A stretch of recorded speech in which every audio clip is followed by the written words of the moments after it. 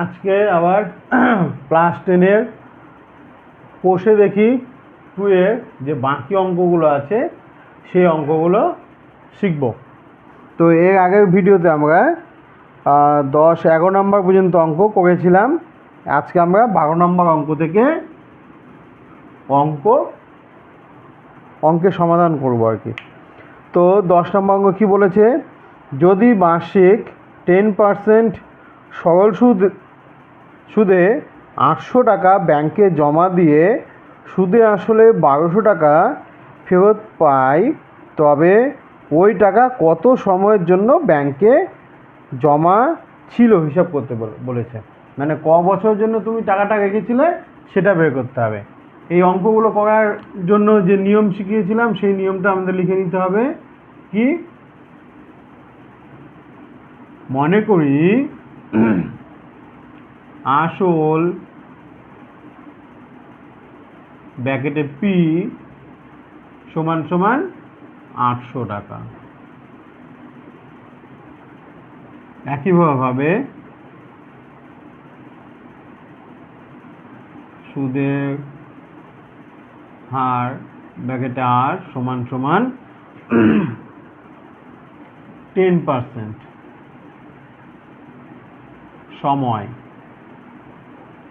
সময় ব্র্যাকেটে টি সমান সমান কোশ্চেন মার্ক দেওয়া আছে, তার মানে এখানে আমাদের ধরে নিতে হবে কি এক্স বছর। এবার বলেছে সুদে আসলে 1200 টাকা পেয়েছে। কি দেওয়া আছে? সুদে আসলে 1200 টাকা, তার মানে কি এখানে সুদ যোগ আসল দেওয়া আছে। তাহলে আসল তো আমরা জানি, তাহলে সুদ কত সেটা বের করতে পারবো। অতএব সুদ সমান সমান 1200 বিয়োগ 800 টাকা সমান সমান 400 টাকা। এবার সুদ বের করার যে ফর্মুলাটা আছে সেই ফর্মুলাটা ফেলতে হবে। অতএব মোট সুদ ব্র্যাকেটে আই সমান সমান P into R into T by 100। এবার আমাদের পি কত 800 টাকা, আর কত 10%, টি কত এক্স, আর সুদ সমান সমান কত 400 টাকা। বা 400 সমান সমান 800 গুণন 10 গুণন এক্স বাই 100। তাহলে কী করতে হবে? 800 শূন্য শূন্যগুলো কেটে দিতে হবে, কাটা চলে গেল। এরপরে এটা দিয়ে এটাকে গুণ করতে হবে, আর এটাকে গুণ করতে হবে, গুণ করে লিখতে হবে। তাহলে বা 400 সমান সমান কত হচ্ছে 8 গুণন 10 গুণন এক্স, নিচে কিছু থাকছে না, বা এক্স সমান সমান কত লিখতে পারি আমরা 400 বাই 8 গুণন 10, 10-এর একটা শূন্য, 400 একটা শূন্য কাটা গেল, 8 দিয়ে 40কে কাটো 5। অতএব এক্স সমান সমান 5 বছর। তার মানে তিনি কত বছরের জন্য টাকা রেখেছিলেন? উত্তর হচ্ছে তিনি 5 বছরের জন্য টাকা জমা রেখেছিলেন। তা হয়ে গেল অঙ্কটা। এই হলো আমাদের অঙ্ক। তো 12 নম্বর অঙ্কটা হয়ে গেল। এখন আমরা পরের অঙ্কটা করতে যাব, 13 নম্বর অঙ্কটা। এই অঙ্কটা একটু ইম্পর্টেন্ট অঙ্ক, কম বেশি সব অঙ্কই ভালো করতে হবে, কিন্তু এই অঙ্কগুলো ভালো করে করতে হবে। যেমন বলেছে কোনো কোনো মূলধন একই বার্ষিক সরল সুদ শতকরা সরল সুদের হার 7 বছরে সুদে আসলে কি বলেছে 7 বছরে সুদে আসলে মানে কি সুদ যোগ আসল, সুদ যোগ আসল সমান সমান কত বলেছে 7,100 টাকা বলে দিয়েছে। এবার কি বলেছে 4 বছরের সুদে আসলে, তার মানে কি 4 বছরের সুদ যোগ আসল সমান সমান কত 6,200 টাকা। এবার মূলধন ও বার্ষিক সরল সুদের হার কত, মানে কত টাকা রেখেছিল আর ব্যাংক তাকে কত টাকা সুদ দিয়েছে, মানে সুদ 100 টাকায় কত টাকা সুদ দিয়েছে সেটা আমাদেরকে বের করতে হবে। এই অঙ্কটা অন্য সব অঙ্ক থেকে টোটালি আলাদা। তো এই অঙ্কটা করতে গেলে আমাদের কীভাবে করতে হবে সেটা বলে দিচ্ছি। 7 বছরের সুদ যোগ আসল দেওয়া আছে, 4 বছরের সুদ যোগ আসল দেওয়া আছে, তাহলে 7-এর থেকে 4 বাদ দিলে কত হয় 3 বছর। এই টাকা থেকে এই টাকাটা বাদ দিয়ে দিলে পাওয়া যাবে কি সুদ পাওয়া যাবে। তাহলে 3 বছরের সুদ সমান সমান কত হচ্ছে, এটাকে বিয়োগ করো 0,900 টাকা। তাহলে 1 বছরের সুদ কত হবে সমান সমান 900/3 টাকা, 3 দিয়ে এটাকে কাটো 300 টাকা। তাহলে 1 বছরের সুদ কত হচ্ছে 300 টাকা। এবার আমাদের এখানে 4 বছর আর 7 বছরে দেওয়া আছে, তো আমরা 4 বছরের সুদ কত হচ্ছে সেটা বের করতে পারবো। অতএব 4 বছরের সুদ সমান সমান 300-কে 4 দিয়ে গুণ করতে হবে, তাহলে সুদ পেয়ে যাব সমান সমান 1200 টাকা। তো আমরা যখন সুদ বের করে নিতে পারলাম 4 বছরের সুদ, তাহলে এই 4 বছরের সুদ এই টাকা থেকে বাদ দিয়ে দিলে কি পেয়ে যাব, আসল পেয়ে যাব। অতএব আসল সমান সমান 6,200 বিয়োগ 1200 সমান সমান কত হচ্ছে 5,000 টাকা। তাহলে 7 বছরের যে টাকা রেখেছিল কত 5,000, 4 বছরের জন্য আসল কত ছিল 5,000 টাকা। তো আমাদের একটা বের হয়ে গেল যে আসল কত ছিল, মূলধন কত ছিল। এবার বলেছে বার্ষিক শতকরা সরল সুদের হার কত, সেটা বের করতে হলে আসল তো পেয়ে গেলাম, 4 বছর নিয়েও কাজ করতে পারি, আমরা 1 বছর নিয়েও কাজ করতে পারি। এবার আমাদের কী করতে হবে, ওই আগের পুরনো নিয়মে ফিরে যেতে হবে। সেই আগের নিয়মটা কি, ওই মনে করি আসল ব্র্যাকেটে পি সমান সমান কত 5,000 টাকা।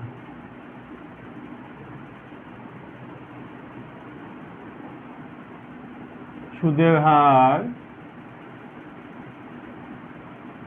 ব্র্যাকেটে আর সমান সমান কত দেওয়া নেই, এটা ধরে নিলাম x%।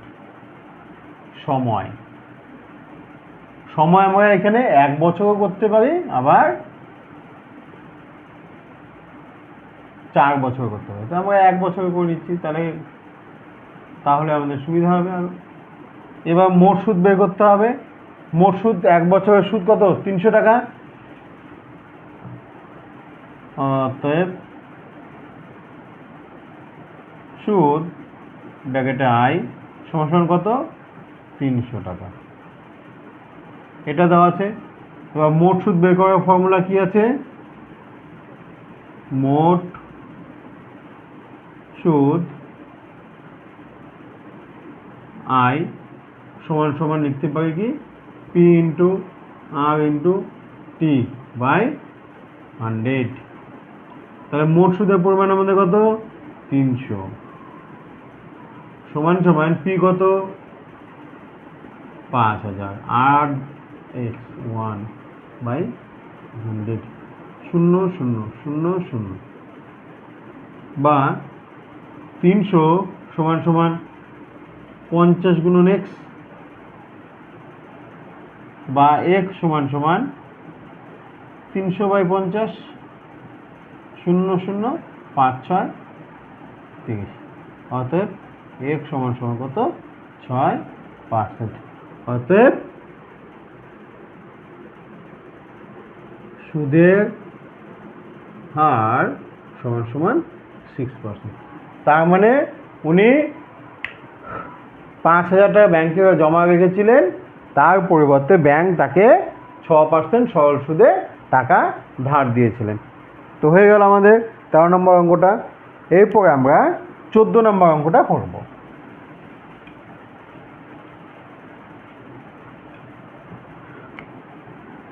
14 নম্বর অঙ্কটা একটু বড় হবে।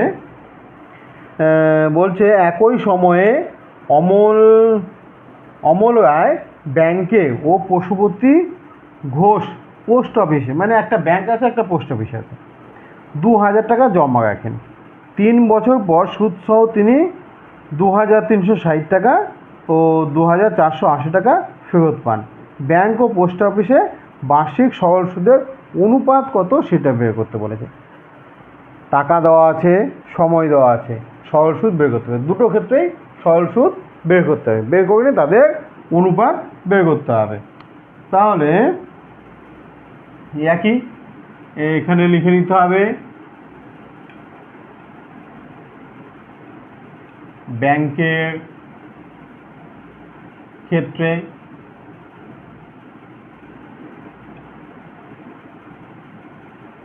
মনে করি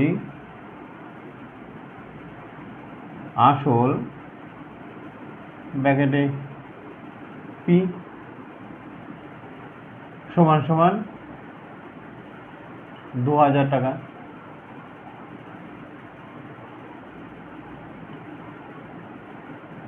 সুদের হার ব্র্যাকেটে আর সমান সমান দেওয়া নেই, ধরে নিতে হবে x%।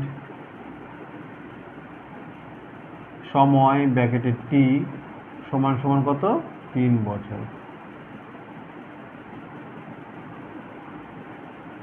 মোট সুদ বা মোট সুদ না লিখে আমরা সুদ লিখি। এখানে কি দেওয়া আছে সুদ সহ সুদে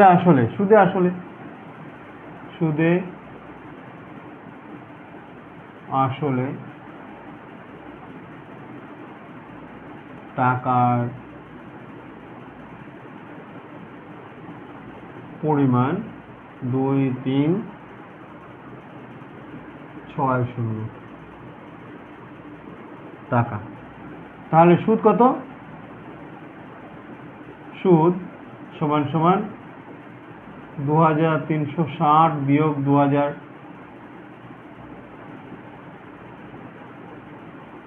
টাকা, তার মানে 360 টাকা হলো। এরপরে আমাদের ওই ফর্মুলাটা ফেলতে হবে। সুদ পেয়ে গেলাম।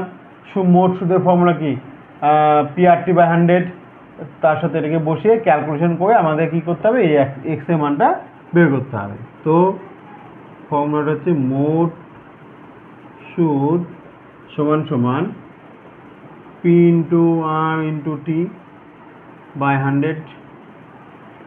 মোট সুদ আমাদের কত 360 সমান সমান এদিকে হচ্ছে 2,000 গুণন x গুণন 3/100 0,0,0,0।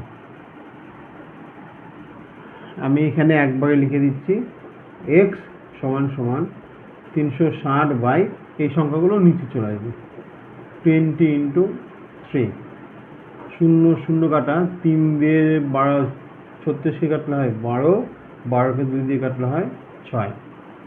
অতএব x সমান সমান 6%। ব্যাংক তাকে কত পার্সেন্ট হারে সরল সুদ দিয়েছে? 6% হারে সরল সুদ দিয়েছে। এবার ব্যাংকের ক্ষেত্রে যেভাবে বের করলাম একইভাবে আমাদের কি করতে হবে, পোস্ট অফিসের ক্ষেত্রেও বের করতে হবে। তো এখানে ব্যাংকের জায়গায় লিখতে হবে পোস্ট অফিস, ব্যাংকের জায়গায় কি লিখতে হবে, পোস্ট অফিস, পোস্ট অফিস। আসল একই থাকছে, সুদের হারটা এখানে এক্স ধরা যাবে না, এটাকে করতে হবে y%। সময় তো একই থাকছে, টাকার পরিমাণ, সুদে আসলে টাকার পরিমাণ কত হচ্ছে 2480 টাকা, 2480 টাকা। তাহলে সুদ কত হচ্ছে 2480, বিয়োগ করলে হয়ে যাবে 480। সেম, কোনো অসুবিধা নেই, এইখানে খালি চেঞ্জ হয়ে যাবে। দেখো একটা অঙ্ক পাঠ করতে পারলে তুমি পরের পাঠটা এমনি দেখে দেখে করতে পারবে। 480, এবার এই জায়গাটা আমাকে মুছতে হবে, তার মানে হচ্ছে 480, এদিকে হচ্ছে 20 ইন্টু 3, 0 0 কাটা, তো এটাকে কাটলে 16, 2 দিয়ে 16কে কাটলে 8, তার মানে x সমান কত হলো 8%। হয়ে গেল।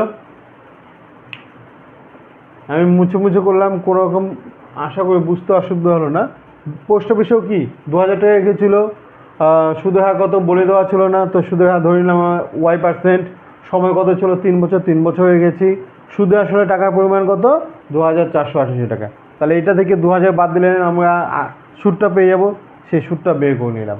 এবার সুদ বের করার ফর্মুলাটা কি, মোট সুদ ইকুয়ালস টু PRT/100। এই মোট সুদ আমাদের কত 480 টাকা, তার বদলে 480 টাকা বসালাম, এখানে এটা বসালাম, কাটাকাটি গেল, এই কাটাকাটি করে আমাদের এক্স এর মান কত আসলো 8%। এই হলো। এরপর আমাদের কি করতে বলেছে, ব্যাংক ও পোস্ট অফিসে সুদের অনুপাত কত। তাহলে অতএব সুদের অনুপাত সমান আগে কাকে বলেছে, ব্যাংক 6% আর ওটা হলো 8%, কাটাকাটি করলে 3:4%। এই হলো অঙ্ক, 14 নম্বর অঙ্কটা এটাই ছিল।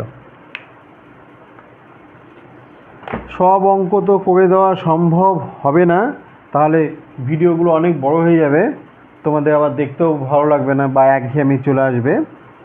15 নম্বর অঙ্কটা বাড়িতে করবে, আমি বলে দিচ্ছি। একটি তাঁত সমবায় সমিতি, কি বলেছে, একটি তাঁত সমবায় সমিতি যন্ত্রচালিত তাঁত ক্রয় করার সময় 15,000 টাকা ধার নিয়েছে। তাঁত বানানো মানে তাঁতের শাড়ি যে হয় সেগুলো বানানোর যন্ত্র কিনেছে কত টাকা দিয়ে, 15,000 টাকা দিয়ে। 5 বছর পর সেই টাকাটা শোধ করতে তাকে কত দিয়েছে, 22,125 টাকা। 15,000 টাকা নিয়েছিল, 22,125 টাকা শোধ করেছে, তার মানে কি কত টাকা সুদ দিতে হলো সেটা বের করতে হবে। 22,125 থেকে 15,000কে বিয়োগ করলেই তোমরা সুদ পেয়ে যাবে, সুদ পেয়ে গেলা। এরপরে যে তোমাদের অঙ্ক করার যে নিয়মটা আছে, যে মনে করি আসল এত, সুদের হার এত, সময় এত, মোট সুদ এত, এইভাবে লিখে নিয়ে অঙ্কটা সলভ করতে হবে। আশা করি কোনো রকম অসুবিধা হবে না। 16 নম্বর অঙ্কটা, এখন আমরা 16 নম্বর অঙ্কটা করবো। 16 নম্বর অঙ্ক হয়ে গেলে 17 নম্বরটা দেখা যাবে আজকে। 16 নম্বর অঙ্ক কি বলেছে, আসলাম চাচা কর্মক্ষেত্র থেকে অবসর নেবার সময় 1 লাখ টাকা পেলেন। মানে অবসর কখন হয়, কেউ যখন কোনো সরকারি জব করে তখনই তারা কি অবসরকালীন মানে এককালীন একটা টাকা পেয়ে থাকে, তিনিও সেই টাকা পেয়েছেন। এবার ওই টাকা কিছু ব্যাংক ও পোস্ট অফিসে জমা রেখেছেন, কোথায় কত টাকা রেখেছেন সেটা বলে দেওয়া নেই। প্রতি বাবদ তিনি সুদ বাবদ মোট 5,000 টাকা পান। ব্যাংক ও পোস্ট অফিসের বার্ষিক সরল সুদের হার 5% ও 6%। তবে তিনি কোথায় কত টাকা জমা রেখেছেন সেটা বের করতে হবে। মানে ব্যাংকে কত টাকা রেখেছে আর পোস্ট অফিসে কত টাকা রেখেছে সেটা আমাদেরকে বের করতে হবে। তাহলে তিনি মোট কত টাকা পেয়েছেন? 1,00,000 টাকা। ব্যাংকে কত রেখেছেন বলে দেওয়া নেই, তাহলে ধরে নিতে হবে যে ব্যাংকে এক্স টাকা রেখেছেন। তাহলে পোস্ট অফিসে কত টাকা রেখেছেন? 1,00,000 মাইনাস এক্স, তাহলে পোস্ট অফিসে টাকা পেয়ে যাব। এবার ওই এক্স দিয়ে তোমার কি বলে কয় বছর বার্ষিক, আর 1 বছর কত টাকা, 1 বছর কত টাকা সুদ পাচ্ছে সেটা বের করতে হবে। পোস্ট অফিসের ক্ষেত্রেও 1 বছর কত টাকা সুদ পাচ্ছে সেটা বের করতে হবে। বের করার পর দুটোকে যোগ করলে এখানে সুদ বাবদ বলেছে 5,400 টাকা, দুটোকে যোগ করে সমান সমান করতে হবে 5,400-র সাথে। তারপর সেটাকে সমাধান করে আমাদেরকে ওই এক্সের মান আর ওয়াইয়ের মানটা বের করতে হবে, বা এক্সের মানটা বের করতে হবে। চলো অঙ্কটা শুরু করা যাক। কি প্রথমে করতে হবে কি ব্যাংক, এই ব্যাংক, ব্যাংকে আসল এই একই লেখা, ও সরি মনে করি কথাটা লেখা হয়নি। মনে করি আসল ব্র্যাকেটে পি সমান সমান এক্স টাকা, এক্স টাকা,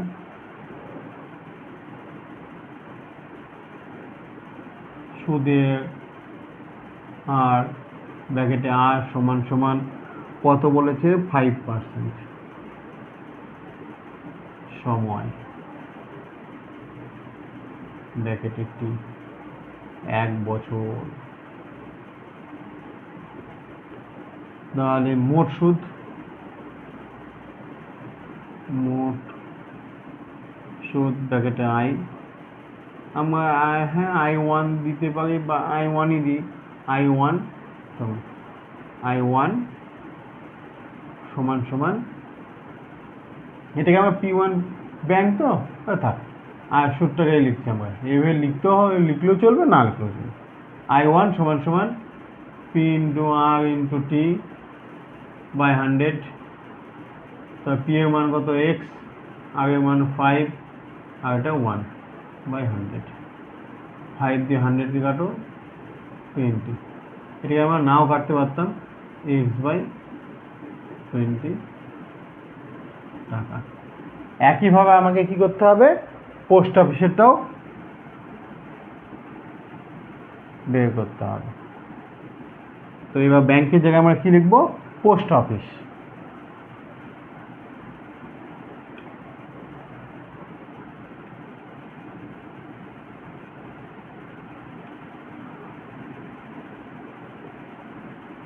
পোস্ট অফিস। পোস্ট অফিসে মনে করি এটা আসলটা পাল্টে যাবে, সময়টা থাকবে এই জায়গাটা পাল্টে যাবে, আর আসল হচ্ছে 1,00,000 মাইনাস এক্স টাকা। 1,00,000 টাকা ছিল, তার মধ্যে এক্স টাকা ব্যাংকে হয়ে গেছে, তার মানে 1,00,000 টাকা থেকে এক্স টাকাটা বাদ দিলে আমি পোস্ট অফিসে পাবো, সেটাই করলাম। সুদের হার কি বলেছে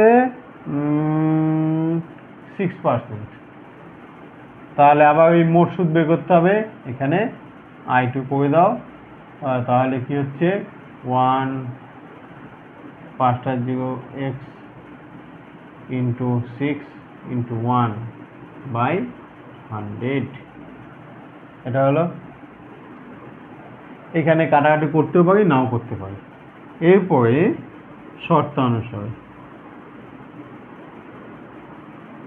শর্তানুসারে কি বলেছে I1 প্লাস I2 সমান সমান 5,400 টাকা। তো I1 আমাদের কত, I1 হচ্ছে x বাই 20, I2 কত মিটার।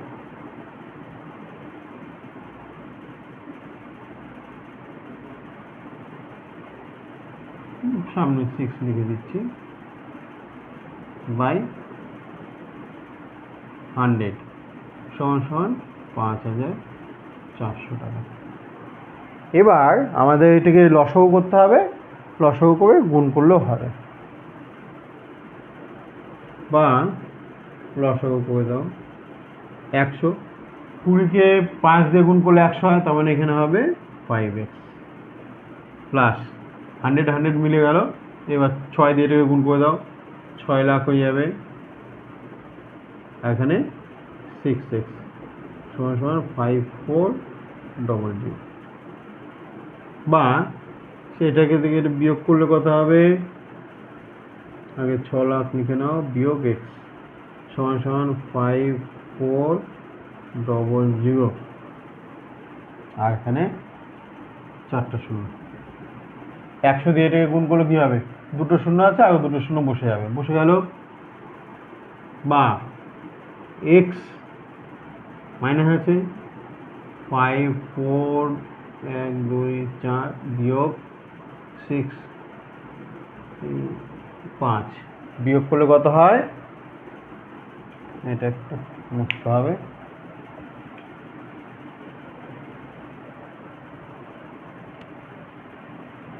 বা মাইনাস x সমান সমান মাইনাস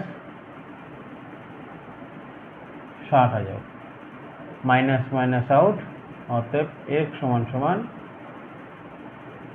60,000 টাকা। অতএব তিনি ব্যাংকে টাকা রেখেছিলেন 60,000 টাকা, এবং পোস্ট